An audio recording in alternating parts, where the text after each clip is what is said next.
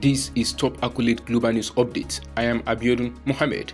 Ukraine said its troops were holding out against pro-Moscow forces in the eastern salt mining town of Solda as more than 500 civilians, including children, were trapped there. In a video address, Ukrainian President Volodymyr Zelensky on Thursday thanked two units in Solda that he said are holding their positions and inflicting significant losses on the enemy. He did not give more details. Zelensky said he and senior Ukrainian commanders analyzed the need for reinforcements in Solda and nearby towns in the eastern industrial area known as the Donbas and next steps for the coming days. Russia's ultranationalist contract militia, Wagner Group, run by an ally of President Vladimir Putin, claimed to have taken Solda after intense fighting that it said left the town strewn with Ukrainian dead. Moscow, however, has held off officially proclaiming a victory, which would be its first significant gain in 6 months. Donetsk Governor Pavlo Kyrylenko told Ukrainian state TV that 559 civilians remained in Solda, including 15 children, and could not be evacuated from the community that had a pre-war population of about 10,000.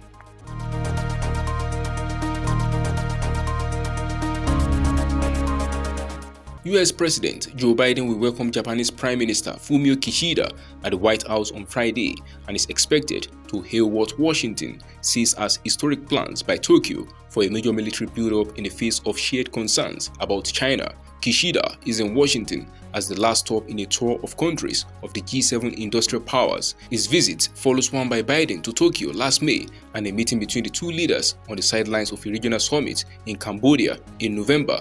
US and Japanese foreign and defense ministers met on Wednesday and announced stepped-up security cooperation, and the US officials praised military build-up plans.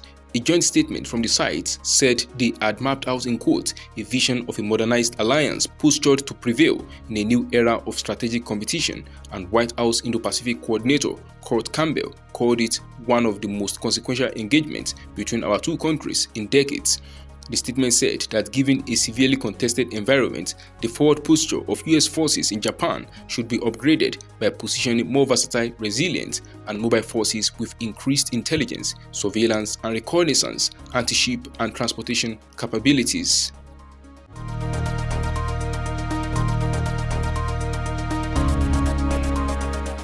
Japanese prosecutors indicted the man suspected of killing former Prime Minister Shinzo Abe, the local district court said on Friday. Nara District Public Prosecutor's Office indicted Tetsuya Yamagami, 42 on murder charges as well as for violating gun laws, a spokesperson at Nara District Court said. The indictment came after concluding a roughly 6-month psychiatric evaluation, according to local media. In a crime that shocked the world, Yamagami had been arrested on the spot on July 8 after allegedly shooting Abe with a handmade gun, while the former premier was giving a speech at an election campaign in the western city of Nara. He reportedly held a grudge against the Unification Church for impoverishing his family, saying it persuaded his mother to donate around 100 million yen and blamed Abe for promoting the religious organization.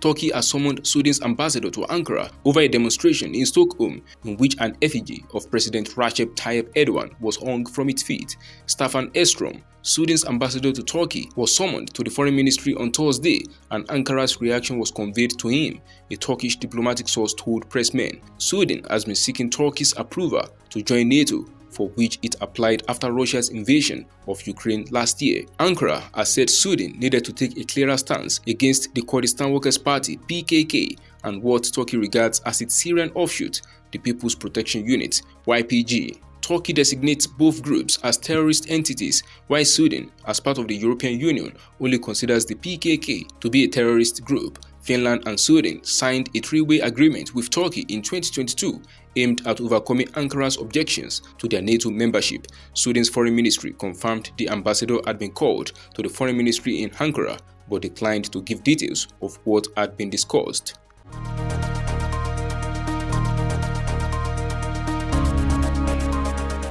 Pakistan's foreign exchange reserves have fallen to $4.3 billion, its lowest level since February 2014, the country's central bank announced after paying off some of Pakistan's external debt payments. The State Bank of Pakistan (SBP) on Thursday revealed the figure, adding that commercial banks have $5.8 billion, totaling nearly $10.1 billion.